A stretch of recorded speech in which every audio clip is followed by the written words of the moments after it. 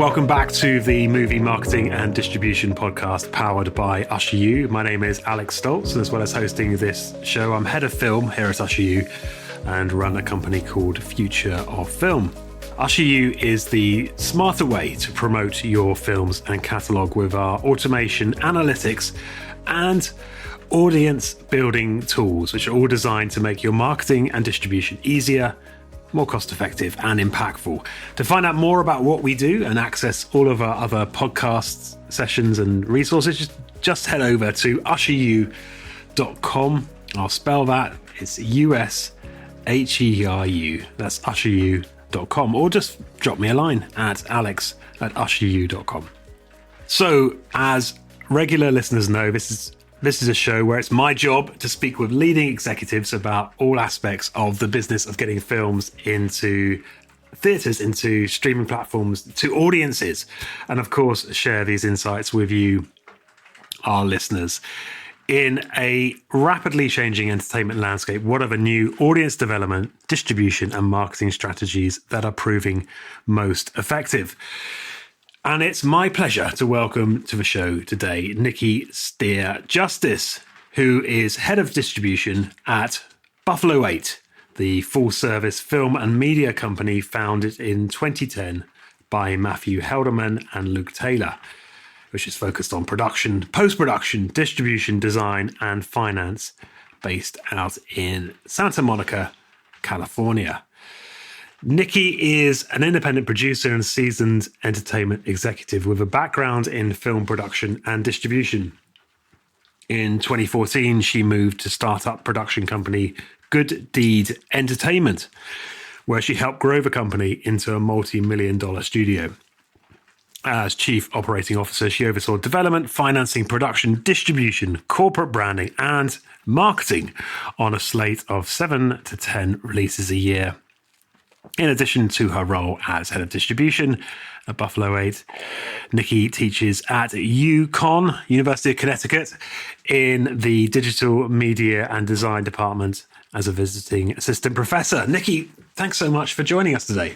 Thank you for having me, Alex. I'm really looking forward to this conversation and learning more about Buffalo 8. But actually, I hadn't planned to do this, but I was just reading your bio, and it just sounds like an amazing journey with Good Deed Entertainment. Tell me a little bit about that and your experience there. Yeah. So I had actually gone to grad school at UCLA to get my MFA in film producing, and was more interested on the production side. I worked at a film studio at 20th Century Fox, where a low budget film was Maze Runner at $34 million.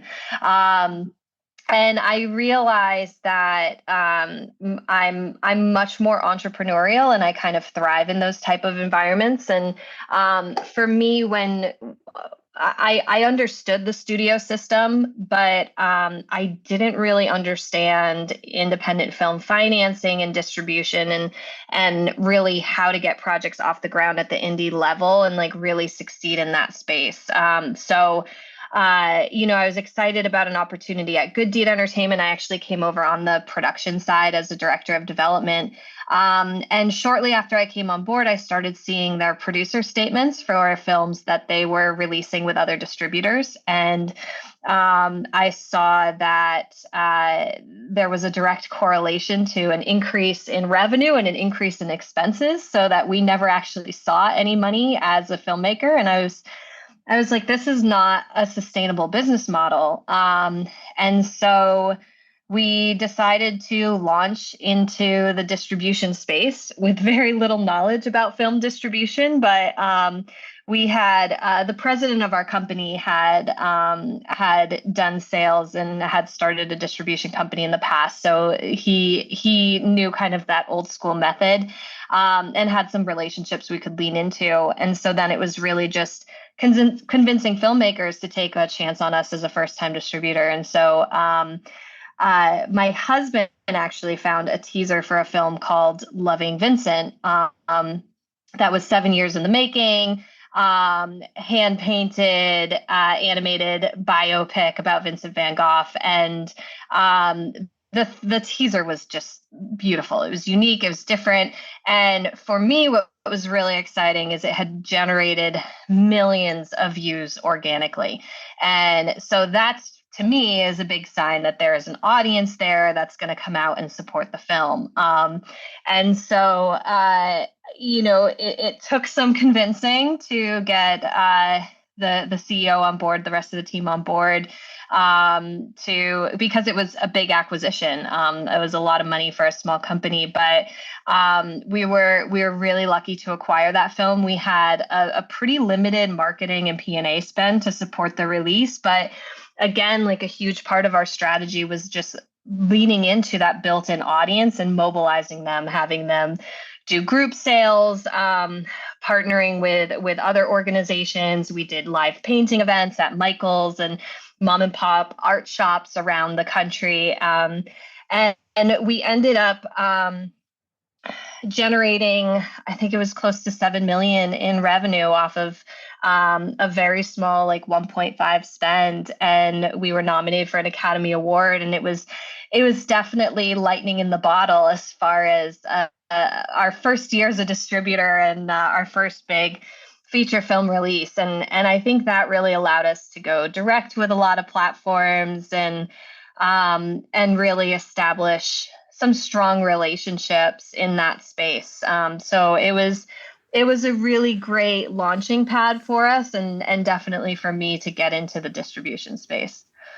Amazing. What a find. Yeah, I know.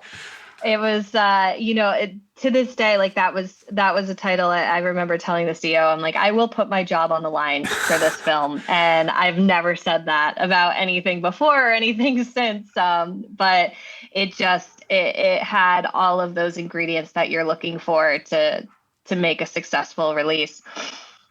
Amazing. What a release. What a way to enter the market. I know. Yeah. It made me, it's after a year, of that, it was like, oh, this distribution thing's so easy. Like, not realizing just what a find we had with Loving Vincent. Yeah. Incredible. And then, so when did you move to Buffalo 8? So I was at GDE until really the start of the pandemic. So in 2020, I actually left GDE to head to the East Coast, where I'm from originally, and become a visiting assistant professor at UConn. And the cool thing about teaching at a university like UConn is that they're an R1 university. So I was doing research along with my teaching, and my research was doing like really detailed postmortems on every film that I'd released, getting a lot of competitive data. My focus was really on the sub $2 million films and what was differentiating the successes from the failures. And I was seeing an opportunity to not only support diverse voices, because we're seeing a lot of those breaking out and underserved audiences really stepping up in an interesting and unique way. We were seeing that the films where filmmakers were more involved in the release were exceeding revenue projections, and it really came down to building a brand community around each title and being able to properly leverage them at the time of release, which honestly was the exact model that we had used with Loving Vincent. So it was not only a great success story, but a really great case study for a lot of our films going forward. And we had titles that had been made for $50,000 that we put maybe $12,000 into marketing that were generating over $150,000 before the end of year one.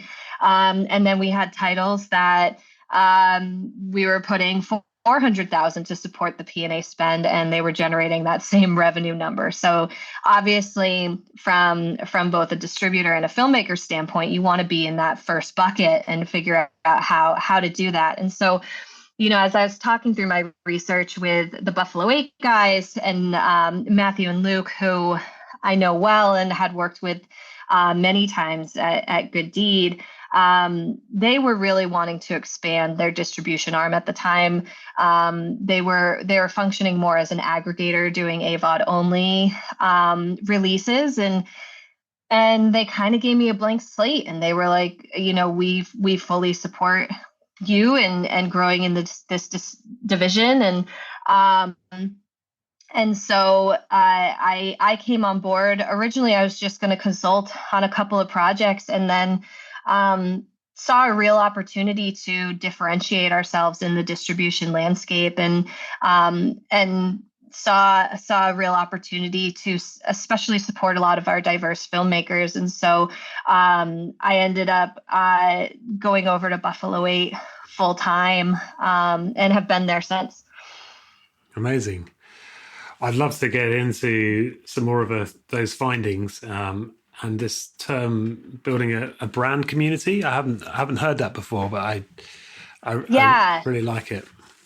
Well, I think I have a business background, and so do Matthew and Luke. They approach things from a business perspective. And I think that's really beneficial, especially, as you mentioned at the beginning of the podcast, we're seeing such rapid change in the distribution landscape. And I think a mistake that a lot of distributors make is they're still employing traditional marketing tactics when releasing a film. And you really have to look at it from a much more entrepreneurial standpoint and see, what are startup companies, what are influencers doing in order to break out in this space right now? And it really all comes down to them building these brand communities. And so we treat every film like its own business, and every film has its own audience. And we saw with a lot of distributors, with the exception of someone like A24, where they have a very clearly defined audience, and that audience is incredibly supportive of the films that they're releasing. It's like those artistically adventurous 20-somethings, and that's they've been able to differentiate themselves as a brand. But a lot of distributors, they're releasing romantic comedies and horror films and documentaries. And so that audience is varied, and they're not necessarily supporting the distributor, but they're supporting the individual filmmakers. And so, those are the communities that we're trying to tap into, but also, thinking about on the indie side of things, where budgets are really low and you're not able to bring in Nick Cage as your lead actor.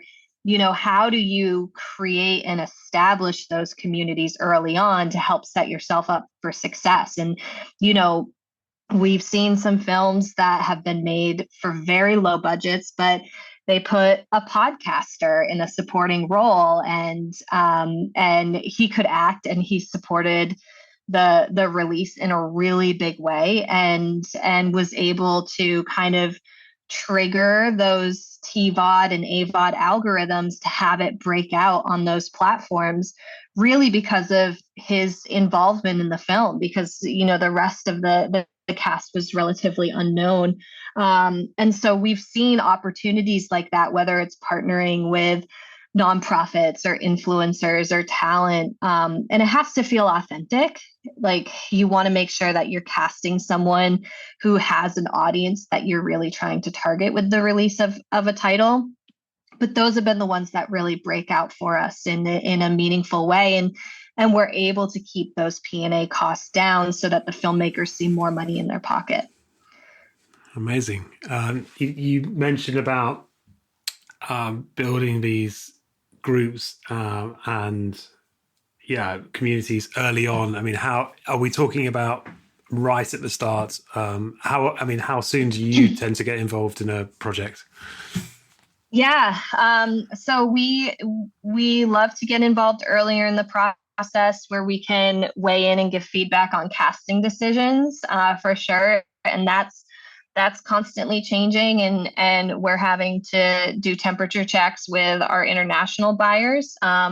Unfortunately for international, it's still the licensing deals are really based on theatrical performance. So for smaller indies, especially post-pandemic, that's a struggle, because getting someone who has a name that's valuable enough to warrant an international theatrical release is really challenging. So, sometimes there's a name that will surprise us, that will flag for our filmmakers. Otherwise, will sometimes weigh in on some of the creative decisions, like, let's lean a little less dramatic and a little more thrilling, from a buyer's standpoint.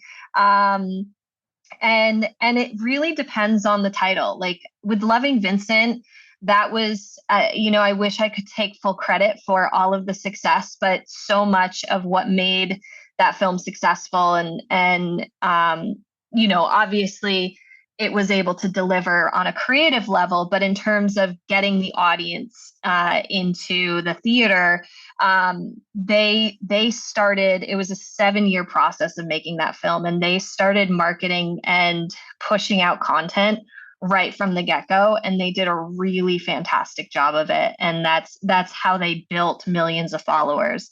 I think for a lot of indie films where you don't have that same timeline, you're going to have kind of that core audience that's going to be incredibly supportive. They'll be the ones that show up for pre-sales and are going to be the first ones to purchase and support. Like you can usually hit around 1,000.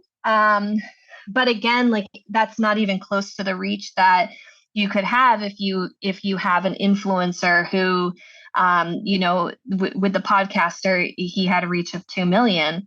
And so rather than us spending all of our time and energy growing the individual film pages, we still told our filmmakers to post and to grow, because you never know what could go viral or what people could get excited about. But really making sure that the talent was going to show up and support and get people excited about it and talking about it. That tends to be a more effective approach. Yeah. I think it makes a lot of sense. So having that conversation around casting and how you can bring in people with influence into that space. Is it just casting, or is it like as supporters or advisors as well? Yeah.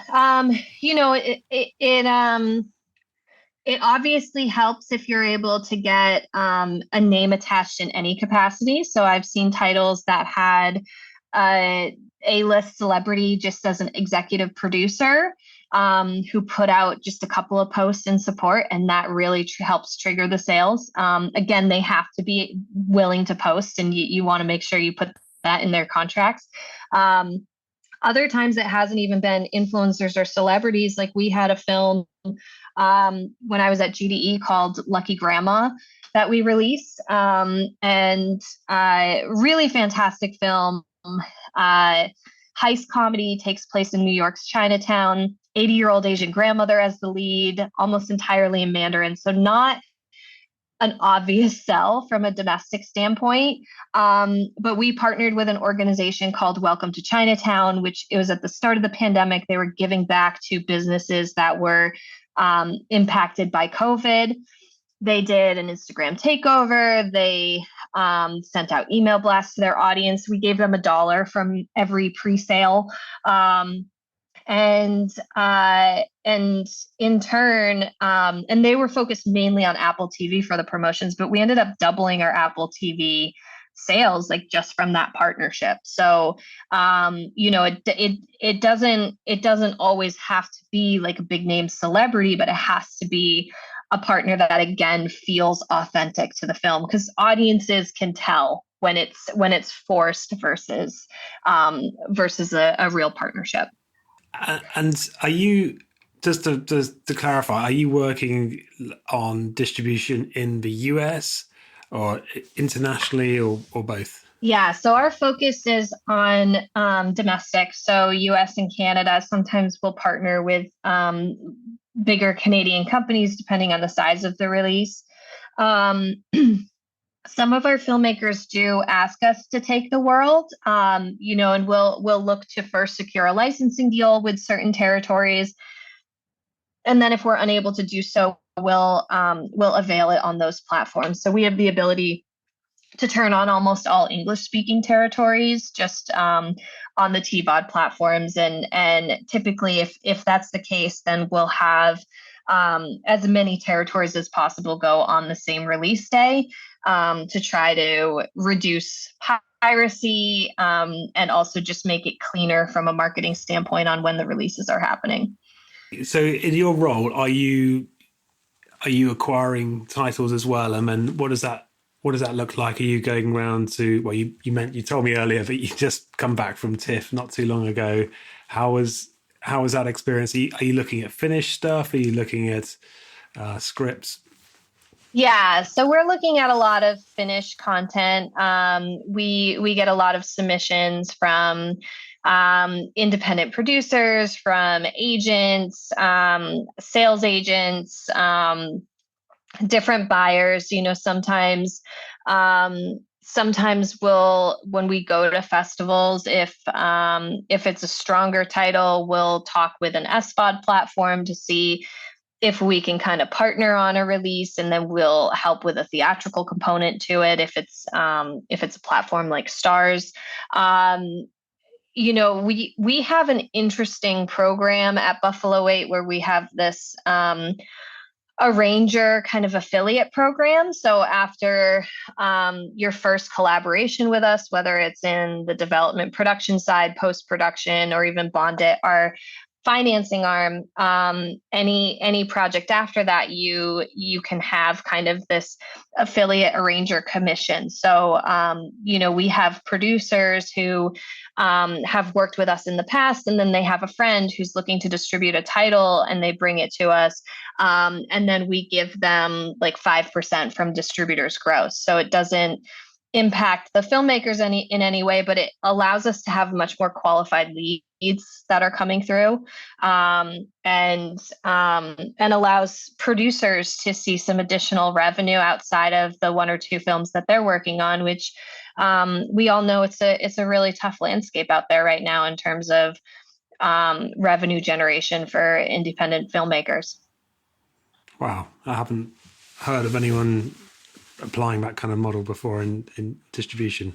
That must be. I haven't either. Yeah, That's I wish I could take credit. That one's all Matthew and Luke. They that's great. they had already been doing that with their other divisions, and for them it just made sense on the distribution side, which was really exciting. Yeah, very very innovative. So yeah, I would talk about marketing a bit, but I feel like we could sort of, coming back to the brand community, because it's getting those. That seems to be, that's just your thesis, and that's the principle. Looking for titles where you can build that at an early stage, and I guess what kind of tools are you using? How do you, when you actually come to start marketing the release and bringing it to, you have your release date, you have your platforms or your theaters. Yeah, how do you sort of get people in at that point? Yeah.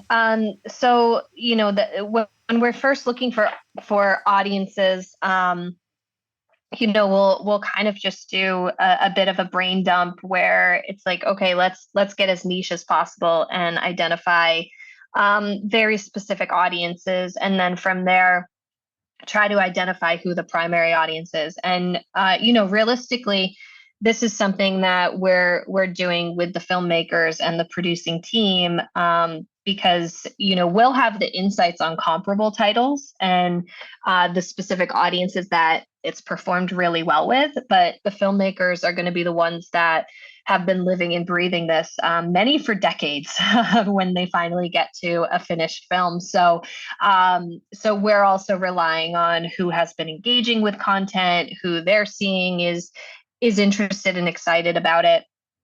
We'll also get more data when our publicist starts lining up opportunities, again, seeing where it's landing, what the feedback is, and then continuing to reach out to those communities and find ways to kind of tap into them.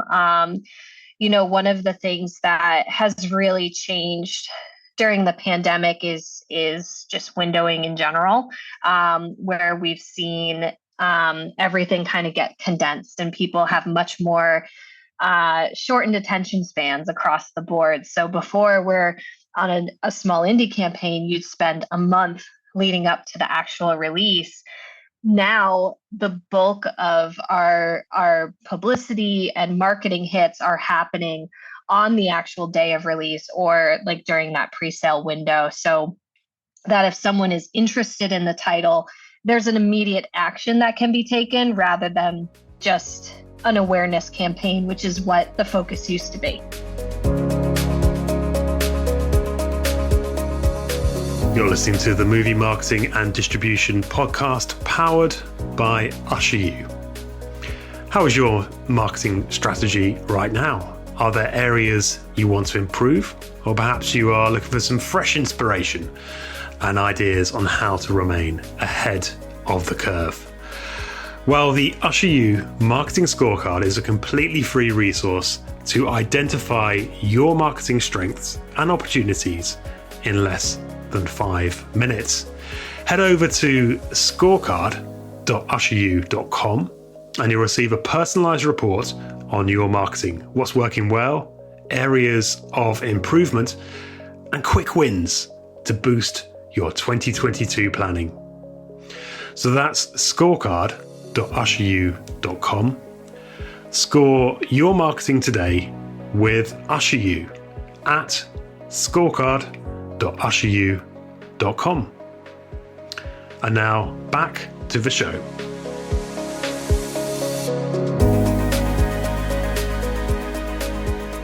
You also mentioned about the filmmakers being involved and how you saw titles where the filmmakers are more hands-on, are more engaged, they tend to perform better. What does that look like? Is that them doing the outreach themselves or just being more present in the process? It's both. Most of our filmmakers maintain creative control over their social accounts, and we encourage them to be posting using their own voice and speaking about the film. And I think that just lends itself to consumer preferences right now. We see that audiences are gravitating towards individuals that they trust. And I think the challenge with most distributors is that they are trying to sell something. And so it makes them naturally a little bit more untrustworthy than an individual filmmaker who has been putting everything into making this, and they want to hear more of that backstory and what went into getting a specific title off the ground. So, we definitely encourage them to tell more of that journey. And then in some cases, like we'll do outreach on our end, but in some cases, the filmmakers will be, if they have any sort of an in with an organization or an influencer, or if they have kind of a personal story or anecdote that they can approach them with, then we encourage that, again, because otherwise with a lot of influencers, they'll just have a flat rate that they want you to charge, and they'll just do a post, and that tends to be a lot less effective than someone who genuinely believes in the title and wants to support the release. Yeah.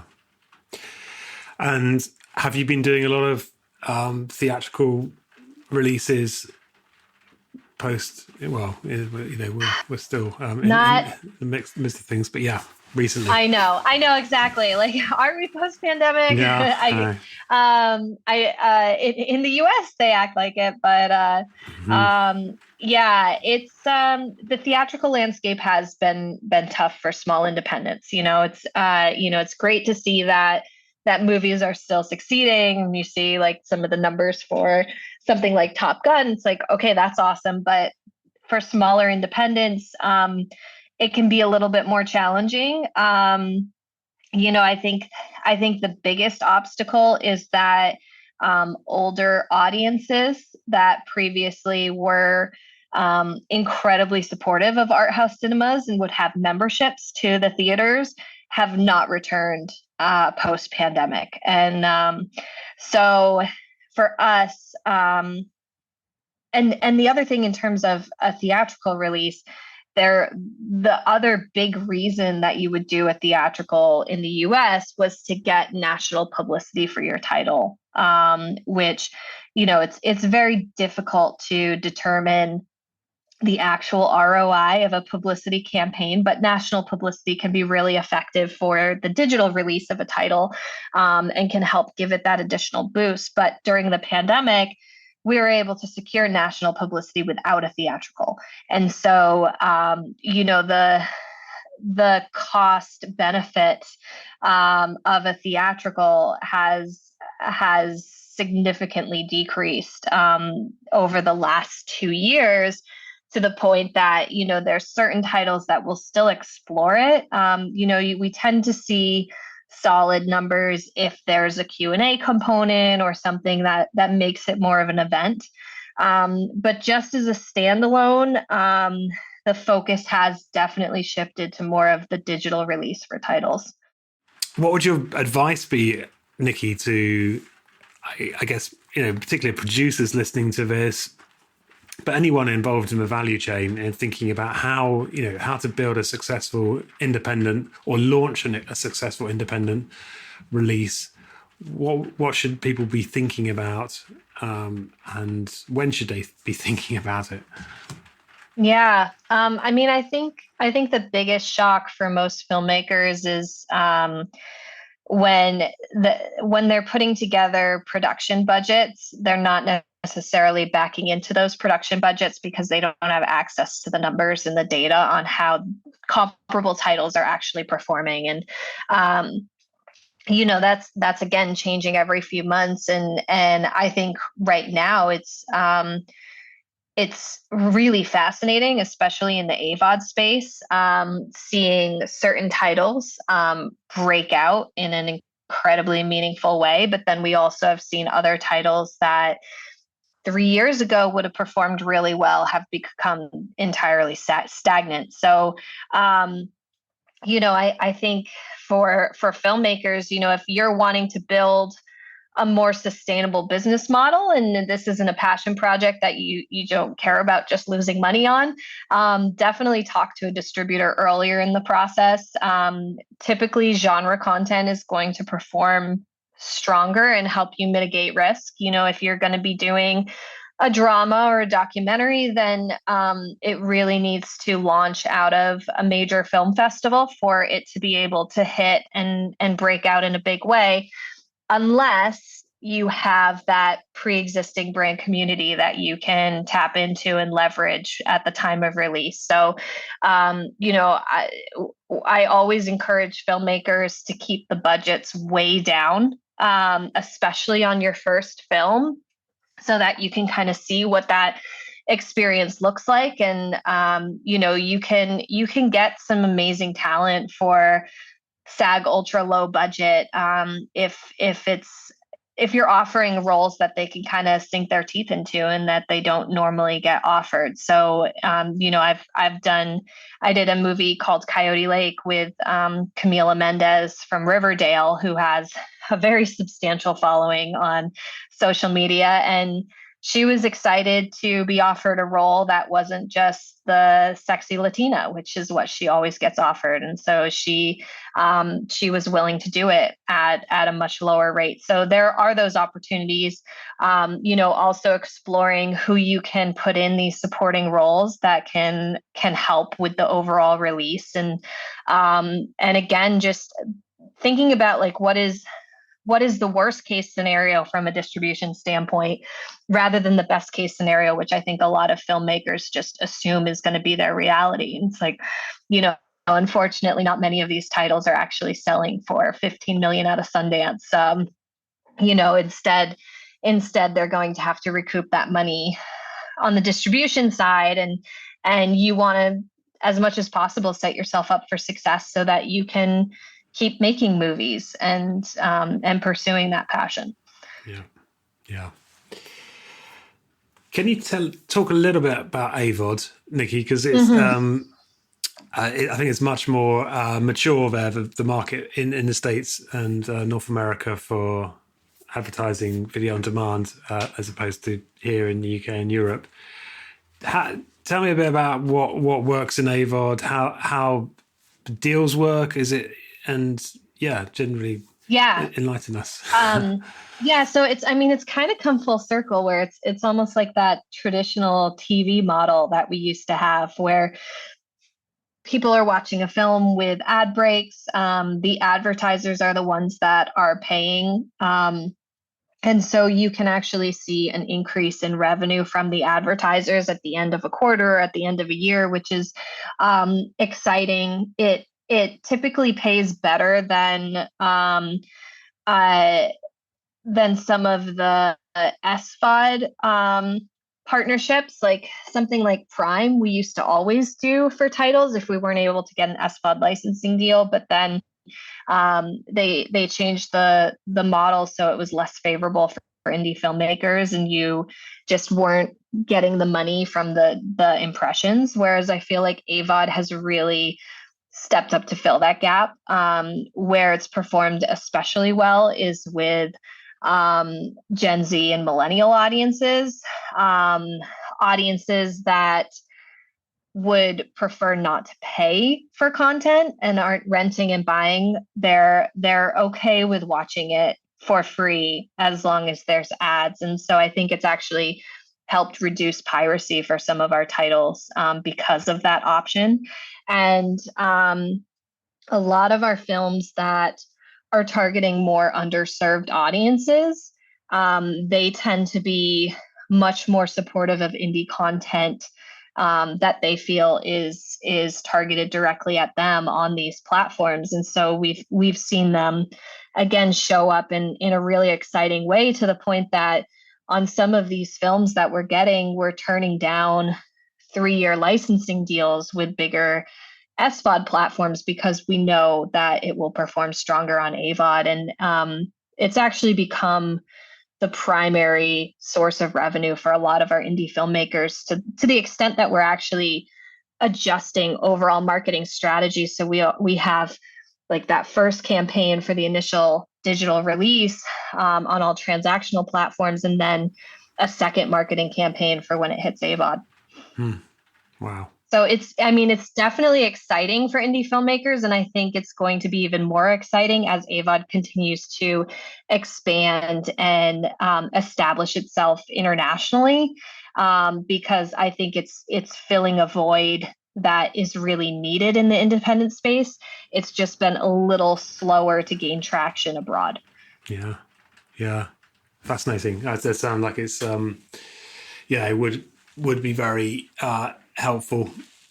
And in terms of your marketing campaigns you mentioned, it's primarily digital marketing you're doing.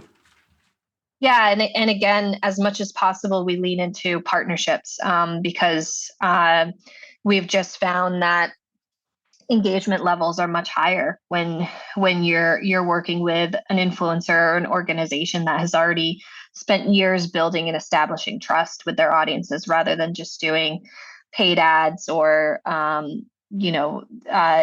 just the usual buys that you would do for a theatrical marketing campaign. Yeah, so hard to cut through unless you're spending a lot. Exactly. Yeah. And it's very much a balancing act, because you don't want to overspend, and you don't want to just throw spaghetti at the wall and see what sticks. You want to be a lot more strategic. Yeah. Nikki, what do you love about your job? There's a lot. I think being on the distribution side, you don't have the same pressures of trying to get a movie off the ground and for the stars to align for that to happen. So instead, you're able to watch completed projects and, give voice to filmmakers who really have earned it. Like I've worked with some really amazingly talented filmmakers, and I think one of my favorite parts of the job is that I'm able to allow them to focus on the creative and on their vision as filmmakers, rather than feeling the pressure to become experts in distribution and marketing, which, a lot of them feel that pressure because they've been taken advantage of by other distributors. Like I had that experience firsthand. And I think part of that is that distributors are kind of incentivized to not be fully transparent with their filmmakers. They have a lot of overhead. If they're putting up minimum guarantees, they're having to borrow from their successes to cover those costs and to cover substantial P&A costs. And so, we really wanted to build a model that didn't put us in that position, and that we're really able to just focus on getting as many eyeballs as possible on these releases. And I think because of the type of content that we gravitate towards, as I said, we definitely have a lot of films from more diverse voices.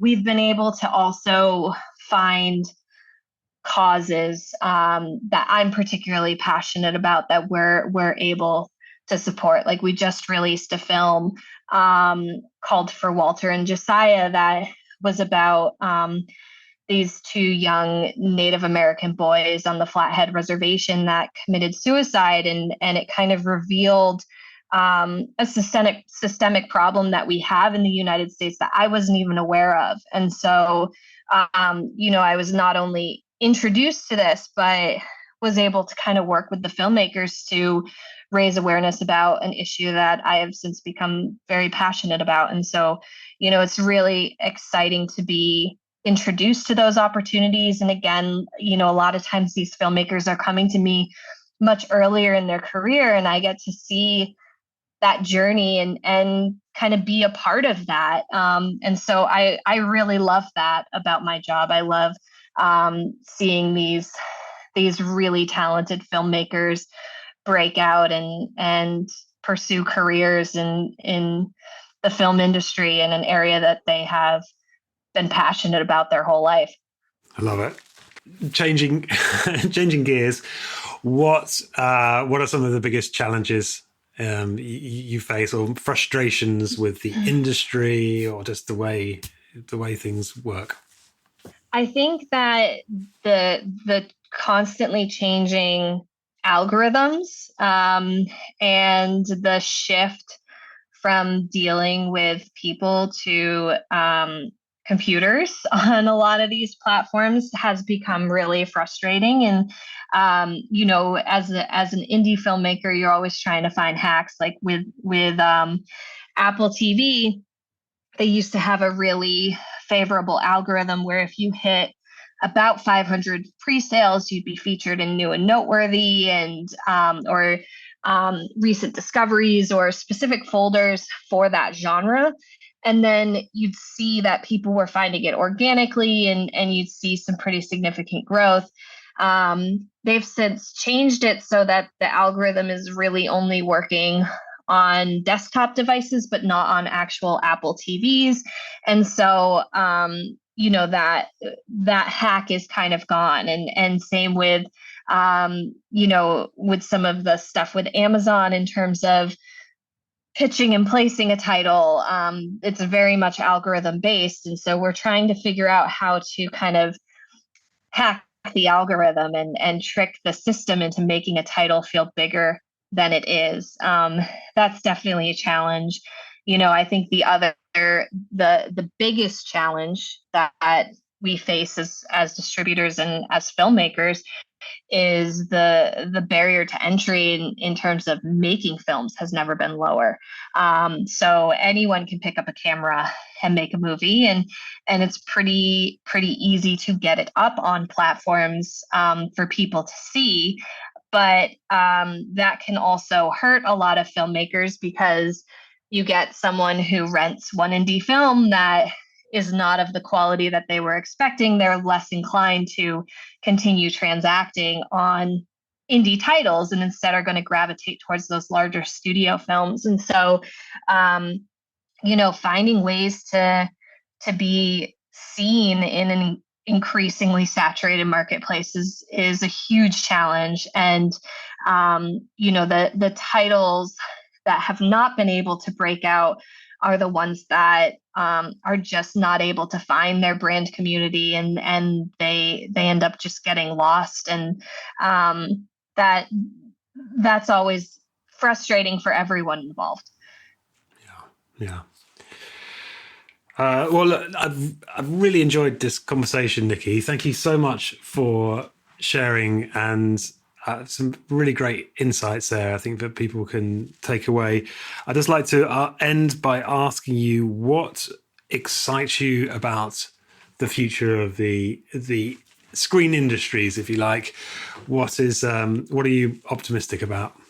Well, as I said before, like the growth in AVOD has been really fascinating, and I think for independent filmmakers in particular, it's a really exciting opportunity and a potential to recoup on some of that lost revenue that we've been seeing as transactional is declining and DVDs are declining, and so I think that's really exciting. I think that there's going to be continued brand partnership opportunities where, filmmakers may have access to more funds that don't have to be recouped, which is really what needs to be happening for a lot of these titles, for them to be able to see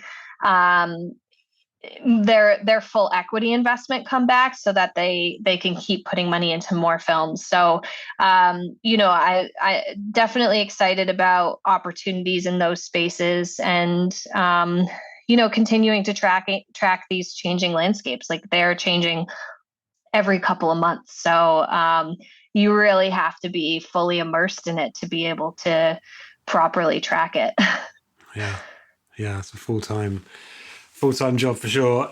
Nikki, thank you so much. Really, as I say, I really enjoyed this conversation and finding out more about Buffalo 8 and brand communities and AVOD. It's been amazing. Thank you. Thank you, Alex. Yeah, it's really wonderful to meet you. And if any of your listeners are wanting us to review their films for distribution, they can just go to the Buffalo 8 website. We have a distribution intake form, and definitely let us know that you heard about it on Alex's podcast. And we review every submission that comes through. So, yeah. Awesome. Thanks, Nikki. Thanks, Alex. We'll talk soon.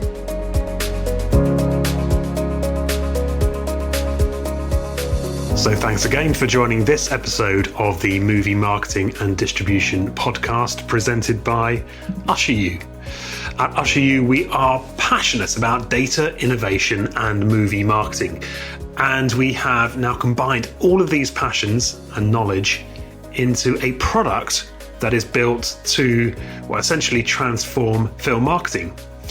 The UsherU Total Movie Hub is created to empower distributors and film bodies to build their own audience data and run outstanding campaigns that are both more cost-effective and impactful. To find out more about how UsherU can transform your campaigns and your marketing, just head over to usheru.com. You'll also find there more episodes of this show and an extensive selection of sessions and resources on distribution, audience strategy, and film marketing. And if you'd like to book a demo or have any questions, please just drop me a line at alex@usheru.com. I would be delighted to help and love to hear from you. So that's usheru.com, and I will spell that. That's USHERU, usheru.com. Do check it out, and I look forward to welcoming you back to the Movie Marketing and Distribution podcast very soon.